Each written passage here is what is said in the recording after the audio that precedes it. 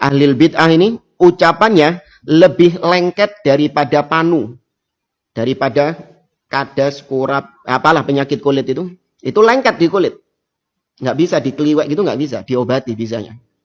Nah, ahlul bid'ah ucapan mereka itu lebih lengket daripada penyakit kulit, lebih lengket daripada panu. Nah, itu bisa kita rasakan ya, jangan dirasakan, jangan nyoba-nyoba merasakan. Ketika ada syubhat yang dilontarkan oleh ahlul bid'ah, itu senantiasa terngiang-ngiang dalam hati kita. Bahkan seorang kadang mungkin nggak bisa tidur, memikirkan ya apa syubhat yang dilontarkan oleh ahlul bid'ah ini, apa jawabannya. Assalamualaikum warahmatullahi wabarakatuh. Alhamdulillah kawan-kawan, kembali lagi kita di channel Mbot Official. Kawan-kawan semua, misi kita di tahun 2026 ini dan seterusnya. Bagaimana kita senantiasa, kita harus memperkuat niat kita untuk mencerdaskan umat, untuk supaya umat lebih memahami akidah Ahlus Sunnah wal Jamaah, dan umat semakin jauh dari pemahaman Salafi Wahabi. Maka dari itu kawan-kawan semua, di video kali ini kita lagi dan lagi kita akan melihat, kita akan mendengarkan kajian dari Ustadz Nuruddin tentang cara agar kita terhindar dari fitnah-fitnah akhir zaman. Salah satu fitnah di akhir zaman yang paling ngeri yaitu adalah pemahaman Salafi Wahabi, yang mana mereka sangat sering mengelompokkan orang-orang dan orang-orang yang dianggap selain dari golongan mereka kafirkan, mereka sesatkan. Maka dari itu kawan-kawan, tidak perlu lagi berlama di depan. Langsung saja kita simak video dari Ustadz Nuruddin sampai akhir. Agama itu harusnya lebih mengedepankan narasi atau ceramah keagamaan yang bisa memupuk harapan. Bukan hanya ancaman-ancaman yang menakutkan. Kan hadis kayak begini memupuk harapan kan ya. Jadi pendosa-pendosa itu datang ke masjid ngeliat hadis ini, wah saya dapat syafaat Nabi Muhammad, wah tenang hidup saya, kan gitu ya. Itu harapan banyak orang. Emang dikira kita nggak merasa berdosa, semuanya kita merasa. Justru kalau bagi saya, ada muslim merasa nggak berdosa, itu tanda ada yang salah dengan imannya. Beda loh Pak ya, merasa berdosa dengan benar-benar berdosa itu beda. Kita kalau baca tarjamah atau biografi para ulama salafus soleh, itu mereka ketika lalai 1 menit aja, bagi mereka tuh dosa gitu loh. Padahal bukan dosa kan, tapi ada rasa gitu loh. Rasa bahwa saya ini lalai, saya ini berdosa. Ngomong-ngomong Bapak kalau baca Quran, nah ini penting Pak, baca Quran kalau dibaca terjemahan harfiahnya, ada ayat-ayat yang bunyi harfiahnya seolah-olah Nabi itu berdosa. Iya kan? Rabbana zalamna anfusana wa illam taghfir lana wa tarhamna lanakunanna minal khasirin wa asa adamu rabbahu faghawa. Ada bermaksiat kepada Tuhannya, disebutkan tuh. Kemudian Nabi Musa alaihissalam yang dikisahkan dalam Al-Quran, yang ketika ada 2 orang bertengkar, satu dari Bani Israel, satu dari kalangannya Fir'aun, kemudian Nabi Musa menolak, fawakazahu Musa faqadu alaih. Dipukul sama Nabi Musa sampai mati. Itu ayat-ayat semacam itu tidak bisa kita pahami bahwa Nabi itu berdosa beneran. Enggak. Jadi kalau nemu Pak, ayat di Quran, kok Nabi kok mengaku sebagai orang zolim, misalnya begitu ya.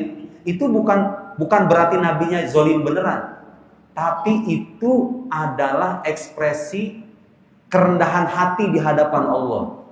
Nabi itu punya kedudukan istimewa gitu loh. Sehingga apa yang menurut kita normal bagi Nabi itu bisa jadi dosa.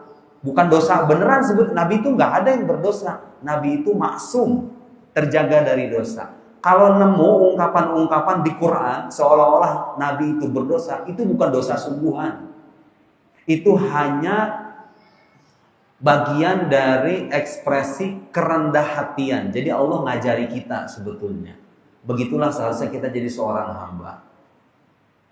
Itu akidah dasar Pak. Dalam akidah Ahlussunnah wal Jamaah, para anbiya ma'sumun anis shaghair wal kabair. Para nabi itu terjaga dari dosa, baik kecil maupun besar.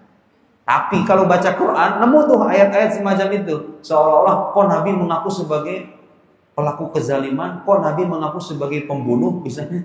Padahal nggak membunuh beneran. Nabi Musa yang dikisahkan fawakazahu Musa faqadha alaih. Nabi Musa yang dikisahkan menjorokkan tangannya ke salah seorang pengikut Fir'aun itu bukan membunuh secara sengaja, itu kayak nyenggol begini, itu nggak sengaja. Emang dasar ajalnya udah sampai gitu kan, dia mati. Bukan Nabi Musa membunuh. Tapi Bapak coba lihat doanya Nabi Musa, bagaimana mengekspresikan dirinya di hadapan Tuhannya sebagai orang yang zalim. Padahal mah nggak zalim. Nah, itu harus kita pahami ya. Kalau nemu ayat-ayat semacam itu di Quran, tidak boleh kita pahami bahwa Nabi itu berdosa sungguhan. Sama kayak ginilah Pak. Bapak kalau ngelihat saya datang ke sini pakai celana pendek, kira-kira komentar Bapak gimana itu? Ustadz gue pakai celana pendek. Padahal banyak orang jogging kalau hari Minggu pakai celana pendek, Bapak nggak komentar kan? Tahu nggak kenapa? Kenapa Bapak kalau misalnya saya yang pakai celana pendek, Bapak komentar semuanya? Ya, karena Anda Ustadz. Ustadz secara sosial kebetulan dipandang lebih punya kedudukan ketimbang orang biasa. Kan gitu. Makanya standarnya naik gitu loh. Nah, Nabi itu begitu. Bukan berarti Nabi kayak Ustadz. Maksud saya, Nabi itu punya standar tinggi. Sehingga sesuatu yang terlihat ringan pun, kesalahan ringan pun, buat tanda kutip ya, kesalahan ringan pun, itu dianggapnya sebagai dosa padahal bukan dosa. Bisa dipahami Pak ya? Tapi ala kulihal, hadis atau narasi semacam ini memang penting diketengahkan kepada generasi-generasi sekarang supaya apa? Supaya orang punya harapan untuk kembali kepada Tuhannya. Di saat kita menjumpai sebagian narasi keagamaan yang cenderung mengedepankan ancaman, mengedepankan agama yang seolah-olah agama itu isinya hanya halal dan haram. Bahkan cenderung banyak haramnya. Yang ini nggak boleh, itu nggak boleh, ini nggak boleh, ini nggak boleh. Terus yang boleh yang mana? Kan ada orang-orang yang saking seriusnya gitu ya memfatwakan hukum-hukum agama sehingga orang punya kesan berat jadi orang beragama. Mending gak usah beragama sekalian. Kan gitu. Bahaya Pak. Tapi kalau kita kedepankan narasi semacam ini, kita bisa memupuk harapan tinggi di hadapan untuk mereka yang ingin kembali kepada Allah Subhanahu wa taala. Bapak Ibu sekalian, ada satu hal, mungkin beberapa hal ya, yang penting sekali untuk kita renungkan bersama dan kita jadikan bekal. Saya Bapak Ibu selama mungkin beberapa bulan belakangan ini cukup aktif di media sosial, aktif berdakwah ke berbagai tempat, kampus, seminar, masjid dan semacamnya. Bahkan di perjalanan Pak, di perjalanan saya ke sini itu tidak jarang ya saya menjumpai pertanyaan-pertanyaan yang mulai meragukan akidah keagamaan, terutama dari kalangan anak-anak muda. Ini saya bacakan Pak, ini real.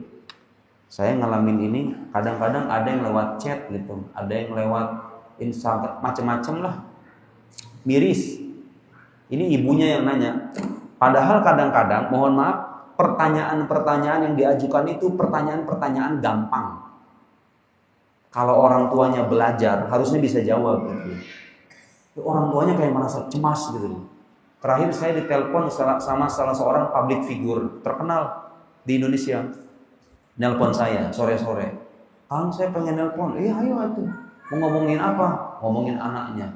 Sama dia juga merasakan kecemasan sama anaknya karena punya pergaulan di Jakarta. Ya, sekarang udah aneh-aneh Pak ya, anak-anak remaja itu hidup-hidupnya macam-macam. Dari mulai gaya bicara aja, gaya bicara anak zaman sekarang itu yang dikit-dikit ngomong bahasa hewan gitu loh. Kayak budaya toksik itu kayak dinormalisasi. Itu hanya satu variabel dari sekian banyak kerusakan kehidupan mereka itu. Dari mulai tutur kata, cara berinteraksi, cara berpikir. Yang paling mengkhawatirkan adalah tentunya keimanan mereka sendiri yang mulai pelan-pelan tergerus oleh media sosial. Ditelepon lama itu ngobrol, khawatir sama anaknya. Saya minta dipanggil ke rumahnya. Udah kayak dokter Pak, Ustadz udah kayak dokter sekarang. Ngobatin anak-anak yang mulai ragu sama Tuhannya. Dulu pernah saya ada sekelompok anak muda, ada kali 7 orang gitu. Itu mereka udah mulai ragu, udah mulai goncang imannya. Saya pengen datang Ustaz, katanya Ustaz pengen ngobrol diskusi. Aduh, kata saya waktunya kurang pas, lewat Zoom aja. Sekarang kan udah ada fasilitas Zoom gitu ya. Nah terakhirnya di perjalanan nih saya nemu, astagfirullahaladzim.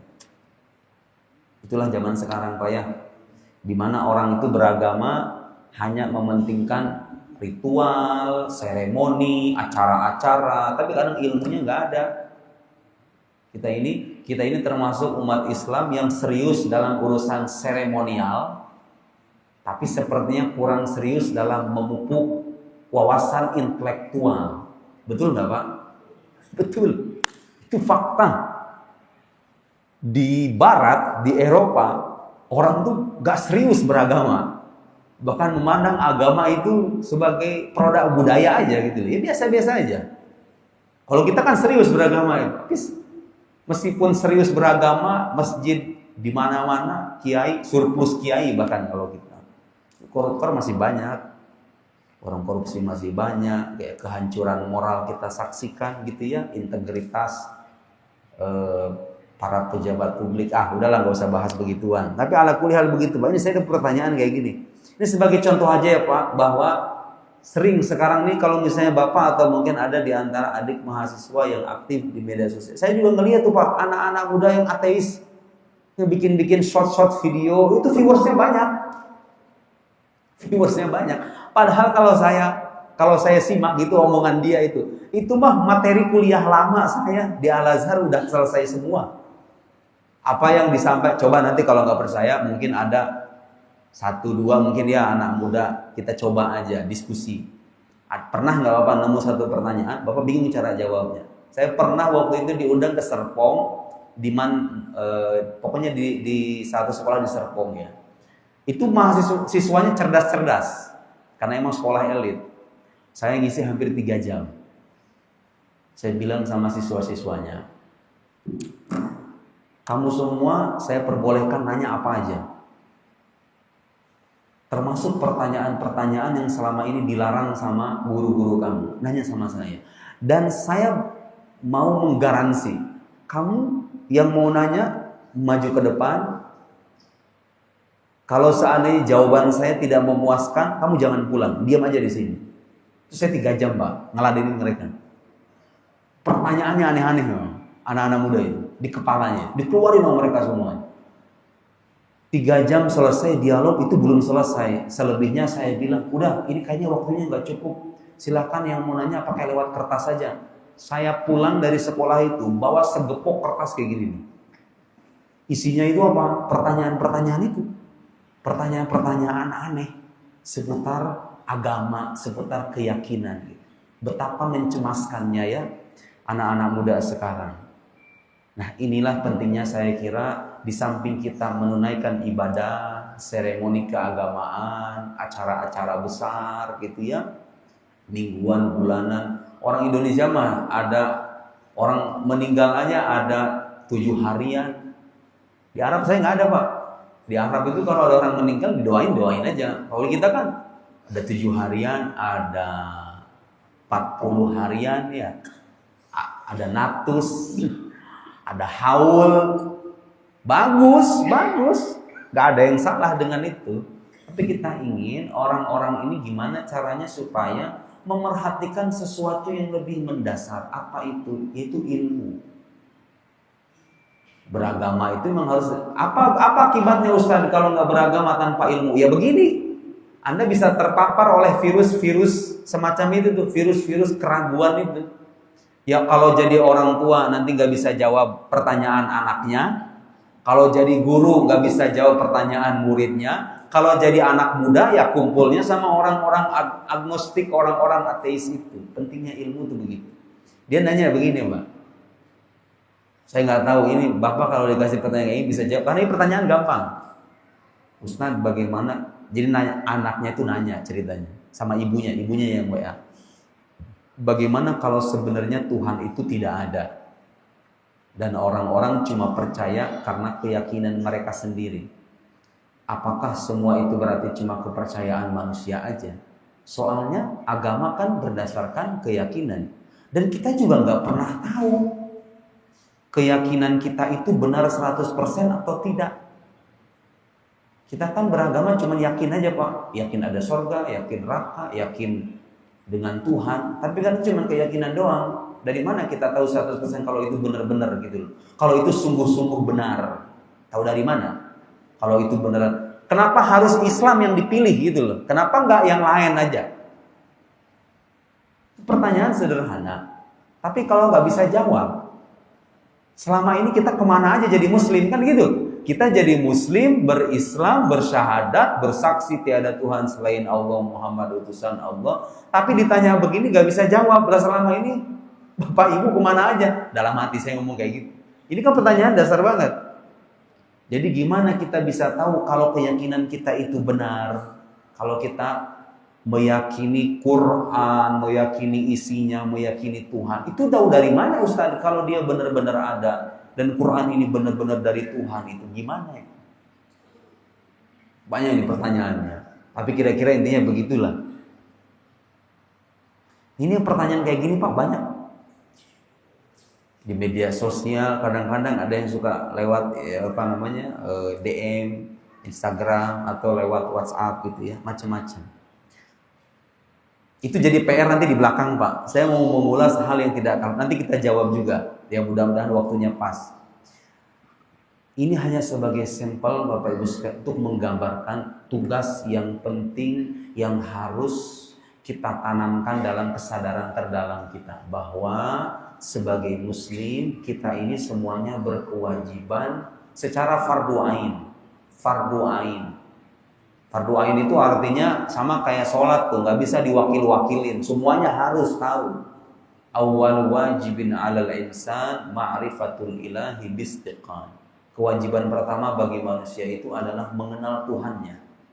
Saya datang ke satu sekolah elit, beda lagi nih sekolah ceritanya. Saya nanya sama siswa-siswanya, ini sekolah Islam Pak, sekolah Islam siswanya banyak. Sekolahnya mewah lagi. SPP-nya itu sebulan kalau nggak salah sekitar 2 juta rupiah. Sekolah elit. Saya cuma ngasih pertanyaan yang tadi itu. Adik-adik semuanya saya punya pertanyaan. Udah lama kan jadi Muslim? Udah lama beragama Islam? Saya cuma satu pertanyaan. Apa kewajiban pertama kita sebagai orang berakal sehat? Kewajiban kita yang pertama sebagai manusia. Ada yang satu jawab yang perempuan menutup aurat Ustaz katanya. Menutup aurat. Yang lain bilang wajib berbakti sama orang tua. Yang lain bilang wajib sholat. Yang lain bilang wajib menolong. Yang lain kayak gitu-gitu jawabannya.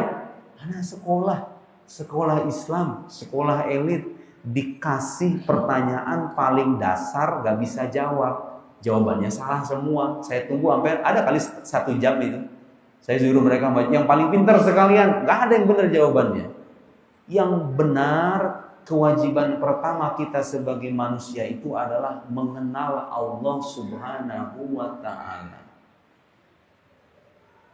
Karena itu wahyu pertama seperti yang kita tahu yang diterima oleh Nabi Muhammad sallallahu alaihi wasallam meminta kita untuk memperbanyak wawasan yang disimbolkan dengan membaca. Karena tanpa adanya wawasan, iman tidak akan terpahat secara mendalam. Itu real, Pak. Orang-orang yang imannya mantap pasti itu punya wawasan yang memadai menyangkut agamanya. Sebaliknya, orang yang cuma beragama ikut-ikutan doang itu mudah ragu, mudah bimbang, mudah tergerus oleh keraguan-keraguan yang berkembang di sekitarnya. Karena itu PR yang paling penting, membekali diri kita dengan pengetahuan, baru setelah pengetahuan tertanam, kita sembah Allah Subhanahu wa Ta'ala dengan amal soleh. Makanya Bapak kalau baca Quran, di Quran itu hampir dalam banyak ayat selalu disandingkan antara iman dengan amal soleh. Betul nggak Pak? Kalau baca Quran itu. Wa basyiril ladzina amanu wa amilus solihati anna lahum jannatin tajri min tahtihal anhar kullama ruziqu minha min thamaratin rizqan qalu hadza alladzi rizqna. Di surat Al-Baqarah. Walladzina amanu wa 'amilus solihati ulaika ashabul jannati hum fiha khalidun. Innal ladzina amanu wa 'amilus solihati wa aqamus salata wa atuz zakata lahum ajruhum inda rabbihim wa la khaufun 'alaihim wa la hum yahzanun. Wa may ya'mal minas solihati min dzakarin aw untha wa huwa mu'min fa ulaika yadkhuluna jannata wa la yudhamuna naqira. Man 'amila salihan min dzakarin aw untha wa huwa mu'min falanuhyiyannahu hayatan thayyibah. Selalu iman itu disandingkan dengan amal soleh. Artinya kita ini kalau mau tahu ringkasan inti dari agama yang kita anut, itu terangkai dalam dua kata tadi. Satu, bagaimana caranya supaya kita bisa beriman secara mantap dan lurus. Secara mantap dan lurus. Yang kedua, bagaimana caranya supaya iman yang tertanam dalam hati itu mengejawantah dalam bentuk perbuatan amal soleh. Itu aja inti beragama itu kan. Nah, kalau kita hanya memerhatikan yang kedua, hanya memerhatikan sholat, memerhatikan bakti sosial, hanya memerhatikan seremoni-seremoni keagamaan, imannya nggak diperhatikan, itu agamanya pincang. Kenapa begitu Ustadz? Soalnya itu fondasi. Kalau itunya hilang, amal solehnya jadi sia-sia. Makanya kewajiban yang pertama itu mempelajari ilmu yang bisa membuat kita kenal siapa Tuhan yang kita sembah itu. Itulah namanya ilmu akidah. Jadi yang paling pokok dalam Islam itu adalah keyakinan yang dibahas secara panjang lebar dalam ilmu akidah. Cukup? Enggak. Iman doang enggak cukup. Banyak orang beriman tapi korupsi. Banyak orang beriman tapi suka menzolimi orang lain. Banyak orang beriman tapi suka mencaci maki. Banyak orang beriman tapi perbuatan dan perilakunya jauh dari tuntunan keimanan. Gimana itu? Karena iman saja tidak cukup, maka agama datang dengan ajaran-ajaran lain yang menuntun kita gimana seharusnya kita beramal soleh itu. Ya kan? Datanglah tuntunan syariat mengatur tata cara kita sholat, tata cara kita beribadah dan bermuamalah.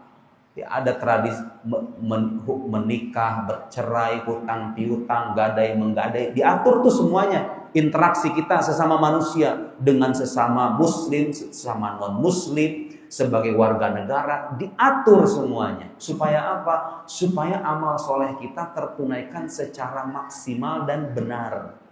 Karena iman saja tidak cukup. Masa mengaku percaya Tuhan kemudian selesai begitu? Enggak, harus dibuktikan. Harus dibuktikan dengan amal soleh. Datang tuntunan agama yang kedua, namanya syariat, Pak. Jadi setelah iman tertanam secara mantap dalam hati bahwa Allah ada, Muhammad adalah Nabi, Al-Quran adalah kalamnya, ada surga neraka. Setelah itu kita pelajari dan tertanam secara mendalam. PR selanjutnya, gimana caranya supaya saya bisa sholat dengan baik. Ada orang-orang, mohon maaf, ini memang nyata Pak. Ada orang-orang yang kalau ngomong di forum-forum di luar, ngomongnya serius-serius, ngomongnya udah bicara Indonesia, tentang krisis, tentang dunia. Tapi dia tata cara wudhu aja masih salah. Ada kan Pak ya orang-orang kayak gitu? Sholat aja bacaannya belum bener. Fatihah aja masih belepotan, udah ngomongin masalah serius. Apa? Saya kadang ngelihat apa yang bisa diharapkan dari orang yang dia sendiri nggak bisa memperbaiki dirinya. Dia nggak bisa memperbaiki dirinya, gimana bisa memperbaiki orang lain gitu loh? Gimana memperbaiki negara? Saya ingin menyumbangkan ide untuk negara. Kenapa Anda tidak terpikir menyumbangkan ide untuk diri Anda sendiri supaya Anda lebih baik dulu? Soalnya kalau Anda membaik, keluarga Anda membaik, anak Anda dididik, istri Anda dinafkahi, masyarakat yang dibentuk dari keluarga yang baik pasti baik. Betul nggak Pak omongan saya? Iya. Sekarang kadang-kadang orang logikanya dibalik tuh. Ngomongin yang serius-serius, sementara yang dasar-dasar aja dia nggak mempelajari. Beberapa kali Pak saya sholat di rest area, di masjid, diimamin sama bapak-bapak, Fatihahnya belepotan. Ya saya cuma nanya, Bapak selama ini kemana aja? Dalam hati gitu ya, nggak negur langsung. Bapak kemana aja Pak? Itu kan yang paling pokok. Masa dengan alasan sibuk kerja sampai baca Fatihah aja nggak ada waktu, kan itu namanya mohon maaf Pak ya, kan kayak nggak tahu diri gitu loh. Sama Allah dikasih usia 60 tahun, 50 tahun, masa buat baca Fatihah doang kayak merasa nggak punya waktu? Di saat scrolling handphone bisa 2 jam, 3 jam, bahkan 4 jam. Ada riset bahkan katanya orang masyarakat dunia itu rata-rata menggunakan handphone 8 jam. Itu riset yang saya baca Pak, rata-rata. Mungkin kalau anak-anak muda lebih dari itu. Ya kita hitung aja Pak, Instagram bisa 2 jam, TikTok, Facebook. Ya kan? Itu kalau kita bagi, belum kita kalau komentar di masing-masing platform. Belum kalau kita broadcasting di WhatsApp, kita sebar ke grup ini, ke grup sana, habis waktu kita gara-gara handphone itu. Guru saya bilang setelah baca penelitian itu katanya orang zaman sekarang kalau megang handphone 8 jam mereka bisa. Coba aja katanya, itu 8 jam mereka gunakan buat ibadah. Mereka bisa jadi wali semuanya. Iya kan? 8 jam yang kita gunakan buat handphone, coba Bapak bagi dengan baca Quran, baca wirid, sholat sunnah, menghafal Quran, hidup Anda akan produktif, bekal ke akhirat banyak, Anda bisa jadi wali itu. Dengan statistik kayak gitu ya, kalau dialihkan, coba sekarang, itu fitnah zaman sekarang Pak. Itu fitnah dan ujian hidup orang-orang di zaman sekarang. Terangkum dalam medsos ini. Jadi itu, di samping berkeyakinan atau memantapkan keyakinan, PR yang tidak kalah penting, pelajari ilmu yang menuntun kita beribadah dengan benar. Yang pokok-pokok aja. Ya tata cara bersuci, tata cara mensucikan diri dari hadas kecil, hadas besar. Kalau misalnya ada punya kesempatan haji ya fikih haji. Kalau mau jadi pebisnis harus belajar fikih jual beli. Kayak gitu tuh, ilmu-ilmu yang begitu yang pokok. Nah tapi pada prakteknya Pak, ada orang-orang yang imannya mantap, pengetahuan tentang syariatnya komplit, halal haram udah terbayang di kepalanya. Bahkan dia bisa ngedalil. Ini halal, ini haram, dalilnya apa? Pinter dia. Tapi mencabuli santrinya. Ada tuh Pak, ya, begitu ya. Ada yang kayak gitu. Melakukan tindakan asusila. Padahal siapa? Padahal ustadz. Yang kalau ditanya akidah, hafal. Disuruh menjelaskan halal haram, hafal. Dengan bahkan boleh jadi hafal Quran. Itu terjadi. Hafal Quran. Bukan Qurannya yang salah, dari dasar orangnya. Karena itu, di samping ada ilmu yang menuntun kita dalam berakidah, menuntun kita dalam bersyariah, pada akhirnya ada elemen ketiga dari agama ini yang tidak kalah penting, yaitu akhlak. Selesai 3 itu dipelajari dan diamalkan, udah selesai, kita jadi muslim yang paripurna itu. Iman tertanam secara mantap dan dasarnya adalah pengetahuan, harus pengetahuan. Soalnya kalau enggak Bapak nanti nemu pertanyaan kayak tadi nggak bakal bisa jawab. Tadi kan anaknya nanya, itu gimana Ustadz kita supaya tahu kalau apa yang kita yakini itu benar-benar sah gitu loh. Bukan cuma dasarnya keyakinan asal mau percaya doang. Apa buktinya? Kan kita baru bisa jawab Pak kalau kita belajar. Kalau kita belajar ilmunya, bukti-bukti itu kan dipelajari di ilmunya. Apa buktinya kalau Tuhan ada? Apa buktinya kalau Nabi itu beneran Nabi? Sebelum kita bicara syafaat, bicara surga neraka, itu sosok yang bernama Muhammad itu beneran Nabi atau bukan? Harus diajarkan, dipahami, baru tertanam dalam hati kita. Harus dipelajari. Setelah iman tertanam, syariat kita tunaikan, pada akhirnya agama ini Bapak Ibu sekalian tidak akan terlihat secara nyata dampaknya dalam hidup tanpa adanya yang ketiga ini, yaitu akhlak. Di saat sekarang kita menjumpai saudara-saudara muslim kita yang kalau zuhur datang ke masjid, asarnya udah mengumpat di handphone. Subuh-subuh sholat di dalam masjid, baca Quran. Tapi dia menggibah, menzolimi orang lain, mencaci maki sesama saudaranya sendiri. Mencoreng-coreng wajah ulama, menghardik, merasa ini yang paling benar, yang lain salah semuanya. Padahal dia sholat. Agama jadi terlihat kering kan Pak, ketika melihat ada orang pecinya rapi, jenggotnya panjang gitu loh, jubahnya putih, kemana-mana bawa tasbih, Tapi kalau dengar kajiannya bawaannya kita pengen berantem sama orang lain. Itu ada tiba-tiba penceramah kayak gitu. Kalau kita dengar kajian itu bawaannya apa? Selesai ceramah kita pengen nyalahin orang. Yang ini salah, yang itu salah, yang benar dia doang.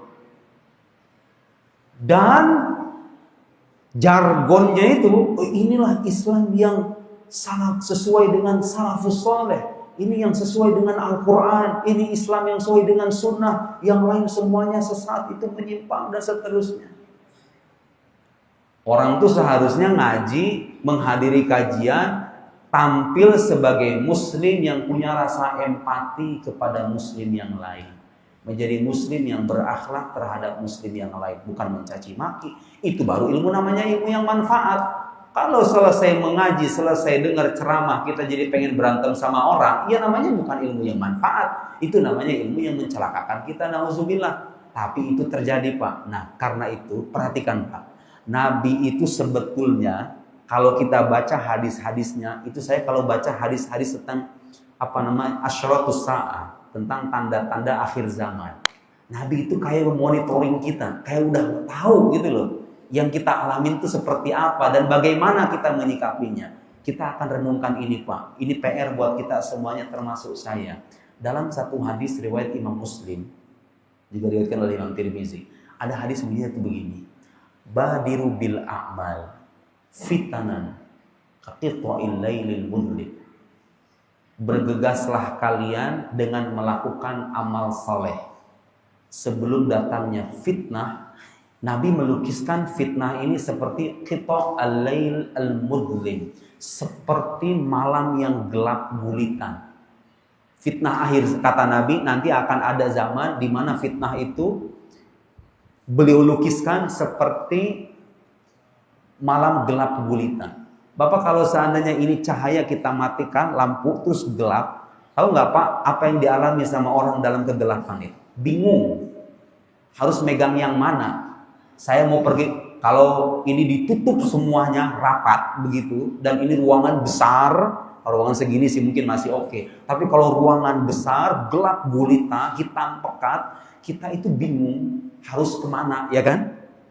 Terjadi kan Pak sekarang orang-orang yang beragama dan merasa kebingungan, saya harus ikut yang mana ini? Saya harus berada di mana? Apa yang harus saya lakukan? Gimana ini cara menyikapinya? Terjadi kan Pak ya? Buka handphone ngelihat berita, yang benar yang mana sih sebetulnya? Yang ini bilang korupsi, yang ini bilang dizolimi, yang benar yang mana gitu loh. Ini polisinya yang jujur atau penjahatnya yang baik, kemudian dia dizolimi, atau dia beneran jahat, polisinya yang jahat. Bingung kita. Termasuk saya Pak. Saya sampai pada titik sekarang kalau dengar kabar orang korupsi, saya mulai ragu loh Pak. Itu orang korupsi beneran apa dizolimi sih sebetulnya? Gitu. Saking apanya itu? Saking kita hidup pada zaman di mana kebingungan itu memang sudah terjadi. Nabi melukiskannya seperti halnya malam gelap gulita. Orang pengen megang yang mana tuh nggak tahu gitu. Tapi ada solusinya. Bener kan gambaran Nabi itu, bener kan hidup kita itu? Allah alam, makanya nggak usah mikir panjang-panjang. Yang belum kawin segera kawin ya. Pesan saya ini beneran. Takut keburu mati doang. Kalau kiamat beneran terjadi, sayang kan belum merasakan nikmatnya dunia. Cepetan, yang muda-muda tuh kalau udah selesai kuliah cepetan, gak usah banyak standar. Jangan bikin nyari-nyari spek bidadari, gak bakal ketemu. Ya emang niatnya manusia, Anda sebagai manusia akan berjodoh dengan manusia yang sama-sama punya aib dan kekurangan. Kita kalau nginget-nginget begini Pak, udahlah, pada akhirnya itu akan, kalau kita hayati dengan benar, memotivasi kita untuk beramal soleh. Harus memperbanyak amal soleh. Nabi memulai hadis ini dengan ungkapan apa? Badiru bil a'mal. Bergegaslah kalian melakukan amal soleh. Sekarang Pak, kalau kita buka handphone itu berita, ada kabar perang, ada kabar korupsi, ada gosip artis yang ini. Aduh, macam-macam itu. Nabi ngasih nasihat, bergegaslah untuk beramal soleh. Tugas kita itu beramal, bukan sibuk memikirkan apa yang terjadi di luar sana. Udah gak usah pikirin. Waktu kita bisa dan punya tugas untuk mengubah sesuai dengan kemampuan. Kalau nggak bisa dan bukan otoritasnya, diem aja udah. Kalau emang bukan ahlinya, nggak punya wewenang, Kalau ada kemungkaran, kita ingkari dengan hati kita. Kalau bisa kita kasih nasihat, kita kasih nasihat seperlunya. Selebihnya fokus Pak, beramal soleh buat kita sendiri. Ini Islam yang begini bukan mengajari sikap apatis atau egois ya, mementingkan diri sendiri. Bukan. Maksudnya bukan itu. Maksudnya adalah pertama-tama perhatikan kepentingan dan kebutuhan Anda dulu. Sebelum ngurusi orang lain. Jangan dibalik. Nah orang zaman sekarang ada yang dibalik tuh, sibuk ngurusin orang, dia sendiri tuh nggak diurus gitu loh. Bener nggak Pak? Itu bener. Nabi nggak pengen begitu. Nabi pengennya apa? Kita ini fokus dengan tugas dan kewajiban kita pertama-tama ya. Baru kalau itu sudah kita tunaikan, anak sudah kita urus, istri kita nafkahi. Kalau istrinya satu, ya satu. Kalau istrinya banyak, ya siap-siap dengan beban yang banyak. Keluarga sudah diurus, baru setelah itu kita beralih ke dunia yang lain. Ngomentari orang, ngomentari yang salah, mengoreksi yang salah, meluruskan yang bengkok, menyampaikan yang benar. Setelah apa? Sholat kita tunaikan. Jangan kemudian bicara masalah Indonesia, Anda sendiri nggak kenal sama Tuhan Anda, nggak pernah melaksanakan sholat. Salah. Sibuk memikirkan orang lain, diri sendiri nggak dipikirkan. Itu terjadi Pak. Saking apanya itu? Saking orang bingungnya. Harus ngapain gitu. Kadang-kadang tuh ngelihat media sosial berita perang, Pak Ustadz ini kita harus gimana ini kalau ada perang? Nah gak gimana-gimana Pak. Kalau perang terjadi kita harus nanti mati semuanya. Mati tinggal mati, mau gimana lagi? Betul nggak Pak? Kita kan nggak pernah tahu. Tapi kan kita harus memikirkan, betul Pak, harus kita pikirkan. Tapi pikirkan seperlunya. Hidup kita yang sesungguhnya itu bukan di sini. Hidup kita, Allah itu nggak menciptakan kita buat kita di sini, Pak. Dunia kita yang asli itu bukan di sini. Ini cuma persinggahan doang. Ajarin nih sama anak-anak kita bahwa apa yang kita nikmati, apa yang kita diami sekarang, ini hanya persinggahan. Allah Subhanahu wa Ta'ala tidak menghendaki dunia kita yang sekarang sebagai tempat yang sesungguhnya, pemberian balasan yang sesungguhnya untuk kita nanti di sana. Karena itu orang beriman gak akan punya rasa pesimis dan ketakutan berlebihan menghadapi fenomena apapun. Karena dia tahu lah dunia ini pada akhirnya akan hilang juga. Kita semuanya akan kembali. Tugas kita ngapain? Ya beramal saleh, perbanyak amal saleh. Yang bekerja tetap bekerja, yang mengurus anak, yang punya tugas berbisnis, lakukan semua itu sebagai bentuk amal soleh, yang punya tugas sekolah, yang kuliah, nggak usah banyak-banyak demo gitu loh. Yang waktunya kuliah ya kuliah, fokus belajar, tugas kita cuman itu. Kalau kita punya kemampuan untuk mengubah keadaan, lakukan apa yang kita mampu, selebihnya fokus dengan apa yang menjadi tanggung jawab kita sendiri. Jadi Nabi menggambarkan fitnah akhir zaman itu seperti halnya gelap malam gulita. Saking orang itu bingung melihat kenyataan hidup, mana yang harus dia pegang. Ustadz ini ngomong begini, Ustadz itu ngomong begitu. Yang mana yang harus saya ikuti? Islam sendiri. Kalau ada orang yang masuk Islam, nanya tuh orang, Islam yang mana katanya? Islamnya NU, Muhammadiyah, Persis, Al-Wasliyah, Sunni, Syiah, Salafi atau yang mana? Seolah-olah Islam itu banyak. Padahal yang banyak bukan Islamnya Pak. Islamnya satu. Akidahnya sama. Rukun Islamnya juga sama. Meskipun ada sebagian kelompok yang menyimpang. Kita tahu itu. Tapi secara umum prinsipnya sama. Islamnya mah satu. Cuman penafsiran tentang Islamnya berbeda-beda. Nah yang beda-beda ini ada yang benar, ada yang salah. Yang salah ini bisa jadi salahnya bisa ditolerir. Bisa jadi salahnya menjurus pada bid'ah, bisa jadi salahnya menjurus pada kekufuran. Nah orang zaman sekarang, saking mungkin sempitnya wawasannya, ngelihat yang beda dikit, oh ini menyimpang. Ngelihat ini beda, punya pendapat yang berbeda, oh ini sesat, ini kafir. Semakin orang itu luas wawasannya, semakin dia terbuka dengan perbedaan pandangan. Jadi itulah pentingnya ilmu. Nah saking orang itu bingungnya menghadapi kenyataan, Nabi bilang yusbihur rajulu mu'minan wa yumsi kafiran. Jadi kata Nabi Shallallahu Alaihi Wasallam, saking membingungkannya orang di masa itu, orang itu di pagi hari jadi orang beriman, waktu sore udah jadi kafir. Sebaliknya sorenya beriman, paginya kafir lagi. Maksudnya apa Pak? Sebetulnya sekarang itu mungkin orang nggak secara terus terang ngomong kafir, aku udah kafir, enggak. Tapi saking sudah merebaknya pemikiran-pemikiran sesat, dia sendiri nggak sadar gitu loh, bahwa imannya sudah lenyap. Ya kayak tadi itu Pak, kayak orang-orang ragu kayak gini nih. Dia udah mulai ragu dengan keberadaan Tuhannya, mulai nggak percaya dengan agamanya. Dia mungkin nggak ngomong saya sudah kafir, nggak ngomong begitu, tapi dianya nggak sadar. Saking apanya? Saking sudah masifnya pikiran-pikiran sesat itu merebak di tengah masyarakat, masuk ke dalam benak kepala kita. Sehingga orang nggak sadar, dia sholat mah sholat, padahal imannya udah nggak ada. Itu ada Pak. Saya waktu di Kairo aja, 2000, saya masih ingat betul itu. Berita di Liputan 6. Itu ada kan, 2015 saya masih ingat. Saya baca berita, ada seorang mahasiswi pakai jilbab rapi. Di kehidupan sehari-hari hampir nggak pernah sentuhan tangan sama laki-laki.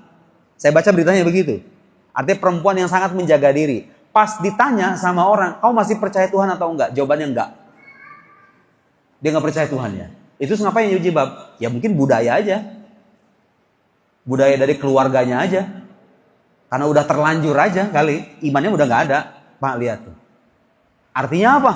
PR besarnya buat kita, baik yang sudah dewasa apalagi yang remaja, PR besarnya adalah gimana caranya kita membekali terus-menerus diri kita dengan ilmu yang bisa memperkokoh keimanan itu. Karena itu tiket utama kalau kita mau selamat di sono. Di samping amal soleh tentunya, tapi iman itu adalah fondasi. Sekarang kan justru kebalikannya. Kalau ceramah masalah akidah itu orang pada ngantuk kadang-kadang. Tapi kalau ceramah isi guyonan itu ribuan yang hadir Pak. Ya wajar kalau nemu pertanyaan kayak gini gak bisa jawab. Betul gak? Emang dasar kita beragamanya salah kok? Kan? Nah, itu satu. Kemudian jadi yang Nabi pesankan, di samping kita memperbanyak amal soleh supaya menyiapkan bekal di zaman fitnah, yang tidak kalah penting, Nabi kayak ngasih isyarat tuh, lihat tuh. Ada orang di pagi hari jadi orang beriman, sorenya udah kafir. Ada yang di sorenya beriman, paginya kafir. Berarti harus kita punya perhatian menjaga keimanan ini. Dengan apa menjaga keimanan ini? Ya dengan ilmu, apalagi? Apalagi jawabannya selain ilmu? Lingkungan tentunya juga, pastinya. Lingkungan. Berikan anak-anak kita lingkungan yang baik. Supaya imannya terjaga. Nah, selebihnya saya ingin membacakan hadis yang sangat bagus sekali. Di hadis yang lain Pak, Nabi kasih solusi buat kita. Bagi yang suka bingung. Ustaz, perasaan saya melihat Ustaz Kiai di YouTube itu suka beda-beda. Harus mana yang saya ikutin? Gimana caranya supaya bisa tahu mana yang benar, mana yang salah? Suka ada pertanyaan kayak gitu Pak. Saya udah kesekian kali ditanya kayak gitu. Gak pernah saya jawab, ikutin saya. Enggak, saya ngomong kayak gitu. Ikuti siapa aja yang berpegang teguh pada ajaran Islam yang sesuai dengan ahlus sunnah wal jamaah. Karena ada hadisnya. Perhatikan Pak. Huzaifah ibn Yaman suatu ketika bertanya kepada Rasulullah Sallallahu Alaihi Wasallam. Hadisnya panjang, hadisnya sahih, panjang, gak akan saya bacakan teks hadisnya, tapi inti-intinya aja. Jadi ceritanya begini, Huzaifah bin Yaman nanya sama Rasulullah, ya Rasulullah, saya bacakan hadisnya sedikit aja ya, yang bagian-bagian ininya. Nah di sini, ya Rasulullah, kita ini dulu di zaman jahiliyah berada dalam keburukan. Saya terjemahkan ya. Berada dalam keburukan dan kebodohan. Kemudian Allah datangkan dengan kebaikan ini. Maksudnya agama Islam. Dulunya kita ini suka saling berperang. Saling membunuh, ya berzina, mabok-mabokan. Datanglah Islam dengan kebaikan ini, kata Huzaifah ibn Yaman. Setelah kebaikan ini ada keburukan atau enggak? Kata Huzaifah ibn Yaman. Jawaban Nabi SAW, naam, ya. Akan datang keburukan lagi. Kemudian Huzaifah nanya lagi, Rasulullah setelah keburukan itu ada kebaikan lagi atau enggak? Jawaban Nabi, ya, wa fihi dakhan. Dan di balik kebaikan itu ada kekeruhan. Apa maksudnya itu Pak? Maksudnya kebaikan yang datang pada zaman belakangan ini, dia enggak sepenuhnya baik. Sudah tercampur, terkontaminasi dengan keanehan-keanehan. Makanya kita jadi bingung Pak. Pengen nentuin yang mana yang benar, mana yang salah. Tuh Nabi ngasih gambaran tuh. Keruh. Seperti air Pak. Yang tadinya bening tiba-tiba keruh. Itu gimana coba rasanya? Mau gak mandi pakai air keruh itu? Gitu minimal gambaran kasarnya begitu. Jadi kita ini seperti halnya berenang di air yang keruh gitu loh. Setelah kebaikan ini, Setelah keburukan ini ada kebaikan atau enggak? Kata Nabi, ada. Tapi ada kekeruhan. Terus Huzaifah ibn Yaman nanya sama Rasulullah, kekeruhan itu apa Rasulullah? Wa ma dakhanu? Apa kekeruhan itu? Kata Nabi, qaumun yahduna bighairi hadi ta'rifu minhum wa tunkir. Huzaifah, ada sekelompok orang, dia memberi petunjuk tidak dengan petunjukku. Kamu tahu dia, kamu tahu mereka, dan kamu mengingkarinya. Ada golongan-golongan, Bapak Ibu sekalian, di zaman fitnah itu, dia memberi petunjuk tidak dengan petunjuk Rasulullah Sallallahu Alaihi Wasallam. Melenceng artinya kan, golongan-golongan yang melenceng. Ingat Pak, jangan bayangkan yang melenceng ini yang ahli-ahli maksiat, ahlul kabair, yang ahli maksiat. Bukan Pak, bukan cuma itu maksudnya. Yang disebut oleh Nabi, mereka yang memberi petunjuk tidak dengan petunjukku, kamu tahu dia, kamu tahu mereka Huzaifah, dan kamu mengingkarinya. Saya pengen ngasih gambaran aja Pak. Ada golongan-golongan di antara saudara-saudara kita. Itu kalau ngomong, paling fasih kalau bicara sunnah, bicara hadis, bicara Quran. Seolah-olah dia paling paham Quran, paling paham sunnah. Tapi isi nyesat-nyesatin orang. Orang Islam yang beda sama dia. Itu dianggapnya udah menyimpang dari ajaran Nabi. Ini menyimpang, ini sesat, ini kafir. Ini ajaran yang paling otentik nih. Ada yang kayak gitu kan Pak ya? Itu ngomong seolah-olah pakai hadis Nabi, padahal menyesatkan umat Nabi Muhammad Sallallahu Alaihi Wasallam. Itu tuh, hindari kelompok kayak gitu tuh. Yang suka ngajak berantem orang Islam. Yang diikuti itu ajaran yang bisa menjadi payung untuk umat Islam yang banyak. Saya di Al-Azhar diajarkan dengan ajaran Islam yang kayak gitu tuh. Mau itu orang Sunni kah, mau orang Salafi, mau orang Syiah, mau orang manapun.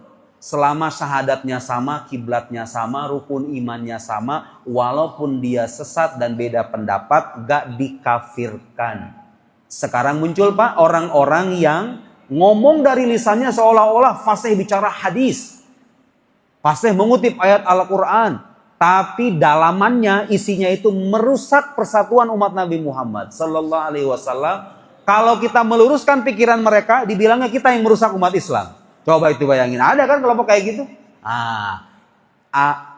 Ajarkan anak kita untuk tidak bersikap demikian. Islam yang benar harusnya bisa menjadi tenda bersama orang-orang beriman. Yang beda-beda pendapat ini kalau emang salah ya diluruskan aja, nggak usah dicaci maki gitu loh. Ada kan Pak ya, kelompok-kelompok yang merasa dia doang tuh yang paling ikutin sahabat dan generasi salafus soleh, yang lain semuanya sesat semua. Itu golongan-golongan yang tidak memberi petunjuk sesuai dengan petunjuk Nabi Muhammad. Nabi Muhammad petunjuknya nggak begitu. Al-Quranul Karim, kok kalau kita baca, terus Bapak lihat kehidupan orang Islam yang kayak gitu tuh, jauh banget. La yaghtab ba'dukum ba'd. Di Quran itu kan, ya ayyuhalladzina amanu ijtanibu katsiran minadh-dhann inna ba'dadh-dhanni ism wa la tajassasu wa la yaghtab ba'dukum ba'd. Ayuhibbu ahadukum ayakula lama akhi maitan fakarihtumu. Wahai orang-orang beriman, hindari sangkaan. Karena sebagian sangkaan itu adalah dosa. Betapa seringnya sekarang orang menghukumi saudara muslim yang lain, dasarnya cuma sangkaan subjektif doang, bukan bukti. Orang ziarah kubur disangkanya nyembah kuburan, ya kan? Orang menyebut nama wali, ya Siddi Syekh Abdul Qadir, ya Sidna Al-Husain, ngomong gitu doang disangkanya nyembah wali, suuzon. Qurannya bilang jangan suuzon. Jangan gampang mensirik-sirikan orang. Belum tentu maksudnya kayak begitu. Tapi sekarang banyak kan Pak ya orang-orang yang gampang menghukumi itu. Melihat ada kiai ini bersahabat dengan orang Syiah. Oh ini kiai Syiah ini. Ngomong-ngomong saya pernah di Mesir itu ziarah ke makam Imam Husain. Imam Husain ini cucu Nabi Pak ya. Milik semua umat Islam itu. Sayyidina Husain itu. Rumah saya 5 menit. 5-7 menit ke makam Sayyidina Husain itu. Sebelum pulang, atau beberapa bulan sebelum, saya foto di sana. Di depan makam Imam Husain. Imam Husain itu cucu Nabi Muhammad Pak. Bukan cuma milik orang Syiah gitu maksud saya. Kan cucu Nabi. Masa kita nggak boleh ziarah? Ulama-ulama Al-Azhar, guru-guru saya, banyak orang soleh itu hampir nggak pernah libur makam itu. Dari mulai pagi sampai malam, penuh terus. Saya foto di situ. Kemudian pas sekitar 2 hari sebelum pulang, saya pergi ke makam Imam Suyuti. Imam Suyuti itu biasanya makamnya nggak dibuka. Kalau mau ziarah itu biasanya di luar. Waktu saya mau pulang, alhamdulillah itu penjaganya lagi di dalam. Saya minta masuk ke dalam. Kuburannya warna hijau. Saya foto di situ, di depan makam Suyuti. Disebar di internet, itu foto dipotong. Nih, Nuruddin nih, ziarah ke kuburannya orang Syiah. Astagfirullahaladzim. Itu Imam Suyuti yang punya tafsir Jalalain. Yang kitabnya diaji di pesantren di Indonesia, seantero jagat itu. Itu ulama sunni, ahlu sunnah wal jamaah. Imam Hussein. Emang siapa itu cucu Nabi Muhammad? Saya cuma foto doang, dibilang orang Syiah katanya, Pak. Betapa dangkalnya kuliah 9 tahun, bertahun-tahun, kadang-kadang dibantah sama 3, 5 detik, 7 detik video gitu ya. Ini nih, dipotong-potong tuh zaman sekarang tuh, zaman-zaman motong kayak gitu. Ajaran Nabi Muhammad tuh kayak gitu. Merasa diri paling menjaga Islam, yang paling otentik, tapi akhlaknya nol. Ada kan yang kayak gitu ya? Hati-hati Pak. Itu dakhon. Itu kekeruhan. Yang bikin keruh orang Islam tuh itu tuh sebetulnya tuh orang kayak gitu tuh. Kita pengennya bersaudara sama siapapun. Apapun mazhabnya. Bersaudara sesama muslim, sesama umat Nabi Muhammad sallallahu alaihi wasallam. Muncul golongan-golongan yang merasa dia doang tuh yang paling benar, yang lain salah semuanya. Jangan ikutin kalau mau selamat dari fitnah akhir zaman. Idakhan. Untuk ada sebagian ulama menafsirkan itu penguasa-penguasa zalim yang hidup pada zaman masa lampau. Mereka mendistorsi agama. Memberikan petunjuk kepada umat tidak dengan petunjuk Al-Quran dan Sunnah. Terjadi di masa lampau. Bisa juga kita maknai begitu. Ngasih makan gratis, ternyata isinya korupsi gratis. Misal, ini mah misal ya. Misal, contoh, misalnya. Jadi tampilannya, kenapa ketawa Pak? Saya kan gak bicara di Indonesia, bicara yang lain. Ya misal, ini mah misal, bungkusnya bagus gitu loh. Tapi isinya kayak gitu. Ngasih makan gratis. Kita ingin memberdayakan masyarakat, membantu rakyat. Ternyata bagi-bagi jabatan gratis gitu. Kan terjadi ya. Nah itu tuh bungkus-bungkus kayak gitu tuh. Kita jangan sampai terpukau dengan tampilan-tampilan begitu. Kita mah gak ngelatat-latat Pak. Kita mendoakan siapapun dari kalangan umat Nabi Muhammad, pelaku-pelaku dosa besar, kita doakan semoga dapat hidayah. Jangan suka melaknat-laknat siapapun, mau pemerintah, mau saudara, selama dia muslim. Nasihat guru kami di Al-Azhar, gak boleh kita melaknat sesama muslim. Sebesar apapun dosa dia. Yang kita doakan semoga Allah memberi dia hidayah. Dituntun ke jalan yang benar. Itu jadi muslim yang benar. Enak kan Pak ya ajaran Islam yang kayak gini nih. Gak banyak musuh gitu loh. Gak banyak musuh. Musuh kita itu siapa coba? Musuh kita adalah ajaran yang merusak persatuan orang Islam itu sendiri. Itu musuh kita bersama. Ajarannya bukan orangnya. Orangnya mah saudara kita tetap gak boleh dikafir-kafirin. Itu yang diajarkan sama guru-guru kami di sana begitu Pak. Indahnya Islam seperti itu. Dakhan. Kemudian disebutkan kultu, kata Huzaifah, fahal ba'da dzalikal khair min syarr. Rasulullah, setelah datang kebaikan itu yang ada keruh-keruhnya itu, ada keburukan lagi atau enggak? Jawaban Nabi, na'am, iya, ada lagi. Siapa itu? Du'atun ala abwabi jahannam. Penyeru-penyeru di pintu neraka jahannam. Man ajabahum ilaiha qadhafuhu fiha. Siapa yang menjawab seruan mereka, mereka akan mencemplungkan ke dalamnya. Ada orang-orang Pak sekarang mah mohon maaf udah gak malu-malu lagi. Udah gak malu-malu lagi melakukan maksiat terang-terangan. Ngajak orang masuk neraka kan itu kan namanya ya. Hati-hati tuh Pak. Itu udah terjadi kan sekarang ya. Orang udah gak malu lagi tuh. Namanya korupsi, namanya bagi-bagi jabatan. Bukan di sini tapi ya. Di sono di negara yang lain. Udah gak malu lagi. Berzina udah gak malu lagi sekarang mah. Mohon maaf Pak, ini mah saya sebagai gambaran aja. Saya pernah dapat cerita, ini real fakta. Saya ngisi sekolah di satu sekolah di Jakarta. Setelah saya ngisi sekolah, saya ceramah Isra Mi'raj waktu itu. Ada kali 1 jam, 2 jam. Itu pun ceramah saya udah kayak ngomong sendiri. Adabnya gak ada itu anak-anak sekolah itu. Saya ngomong kayak gini aja. Mereka ada yang makan seblak, ada yang ngobrol, ada yang main handphone, ada yang ngobrol-ngobrol di pojokan sana. Kata saya dicuekin gini aja. Udah datang jauh-jauh ke Jakarta, tapi saya terima aja. Selesai saya ngisi, kepala sekolahnya cerita sama saya. Ustadz, mau tahu nggak fakta-fakta di sekolah kita? Saya mau. Pengen tahu perkembangan anak-anak remaja dulu kayak gimana. Dia bilang, Allahu Akbar. Astagfirullahaladzim. Itu anak-anak remaja di sana itu namanya hamil di luar nikah. Itu udah berkali-kali kasus di sekolah itu orang hamil di luar nikah dan gak bisa dikeluarin. Karena ada kebijakan di mana sekolah tidak boleh mengeluarkan siswa secara sembarangan. Solusi akhirnya katanya mengundurkan diri. Yang membuat saya geleng-geleng kepala itu apa, Pak? Ada siswa SMP, kelas 3 SMP. Apa itu? Dosa kemaksiatannya itu. Dia jadi mucikari. Kelas 3 SMP dia memperdagangkan teman-teman sekolahnya. Dan kayak nggak punya rasa malu lagi gitu. Itu kan namanya menyeru ke neraka tanpa ada rasa malu kan? Yang menjawab seruan mereka kata Nabi, cemplungin ke neraka. Jangan ikuti siapapun orang-orang walaupun membungkus dengan bungkus agama, selama isinya jelek tinggalkan. Kalau kita mau selamat dari fitnah akhir zaman. Itu zaman sekarang, Pak, orang udah nggak malu lagi tuh namanya maksiat itu. Dulu mah orang sembunyi-sembunyi ya, sekarang mah terang-terangan nih gara-gara ada ini nih.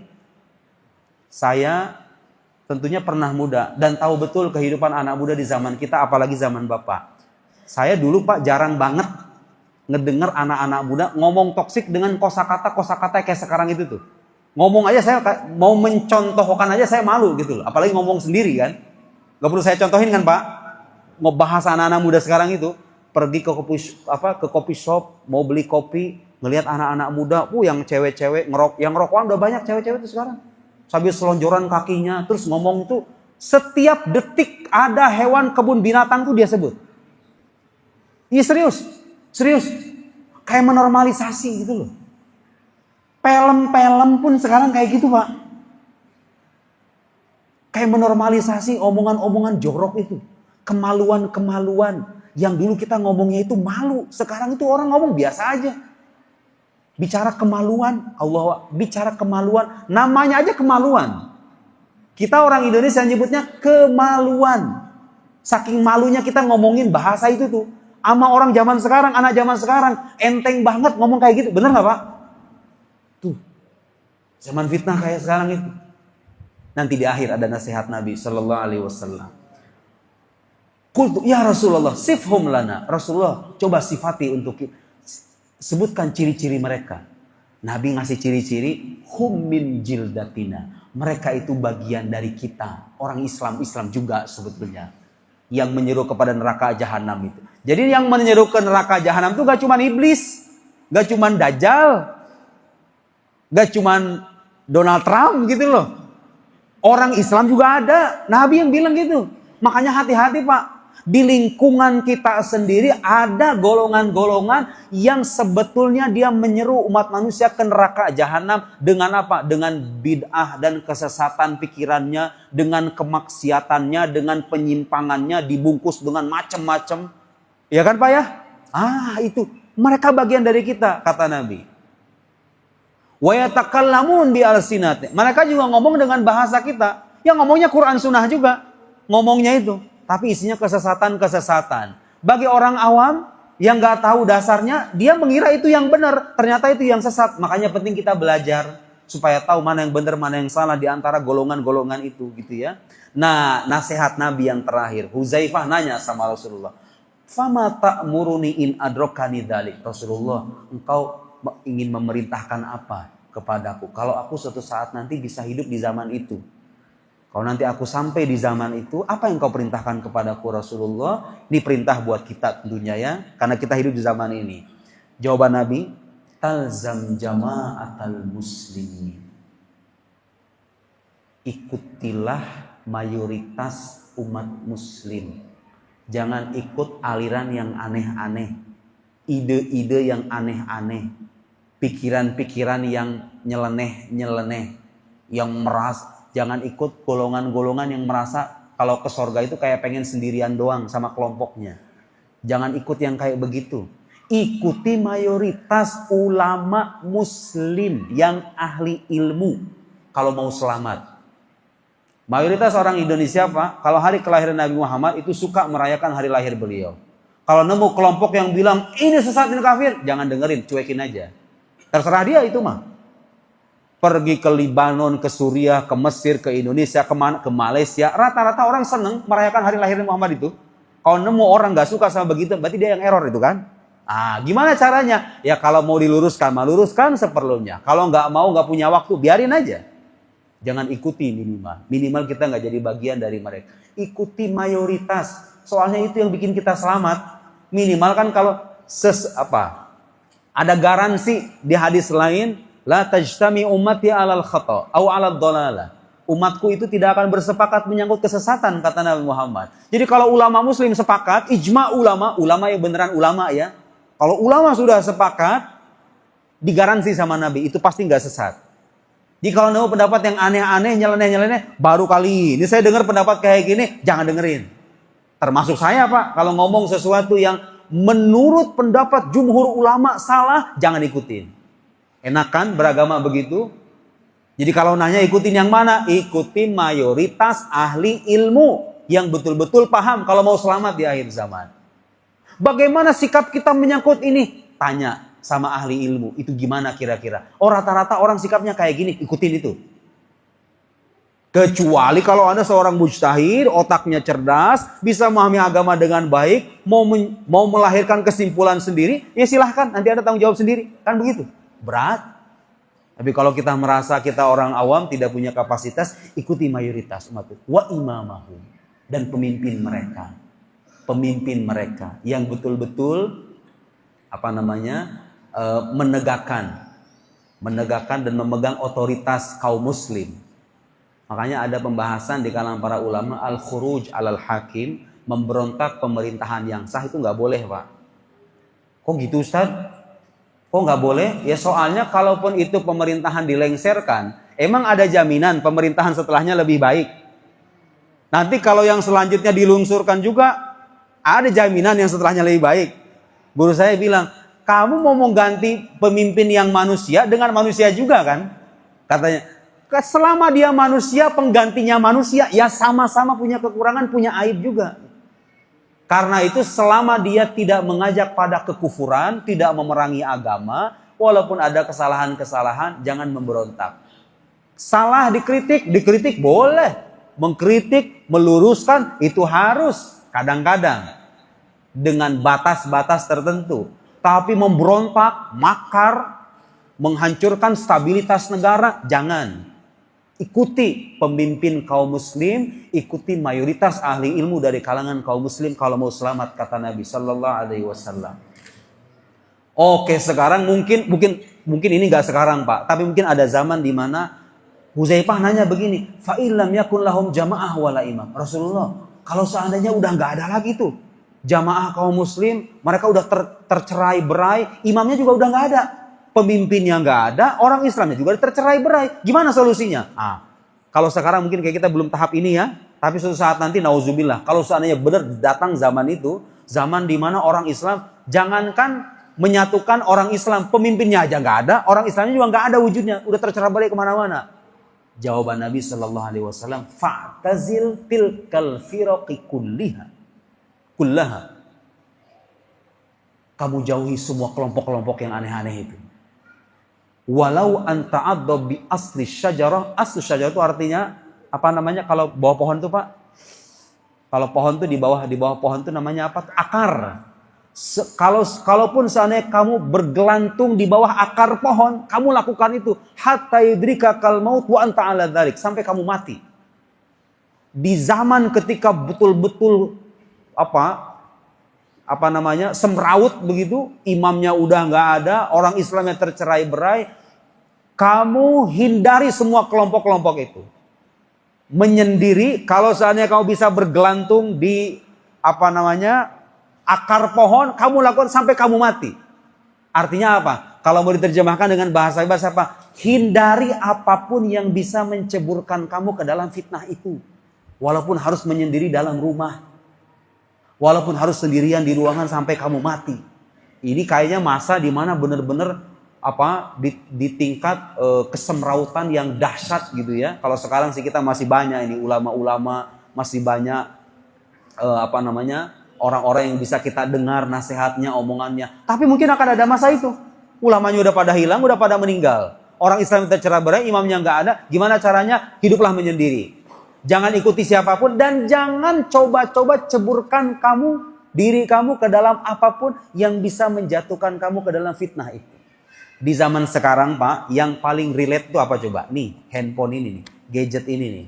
Kalau nemu konten-konten isinya pikiran-pikiran aneh, jangan suka searching, jangan suka mengakses.